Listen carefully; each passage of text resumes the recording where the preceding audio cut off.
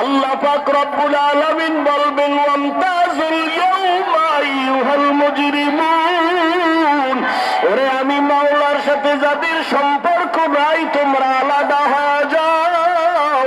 ওরে আমার সাথে সম্পর্কের জন্য তুজানির ময়দানে আশিকদের এক মেলা। ওরে আমার সাথে সম্পর্ক তৈরি করার জন্য উলামায়ে কেরাম কত পীর মাশায়েখরা চেষ্টা করলো, আমার সাথে পরিচয় না নিয়ে হাসরের ময়দানে দাঁড়াইছো। আজ আমি আল্লাহর সাথে তোমার ভালো কোনো আচরণ হবে না। রহমতের নবী নামাজ পড়িয়া এসা পরে আম্মা জান আয়েশার হুজরায় ঘুমায় গেলেন। হঠাৎ করে শুনে কান্নার আওয়াজ। মসজিদে নববীর মধ্যে যেন কে কান্না করতেছেন। রহমতের নবী উঠিয়া বের হয়ে দেখে মসজিদের মধ্যে রাতের গভীরে কে কান্না করে দেখে জান্নাতি সাহাবী আবু বকর দাঁড়ায় দাঁড়ায় কাঁদেন।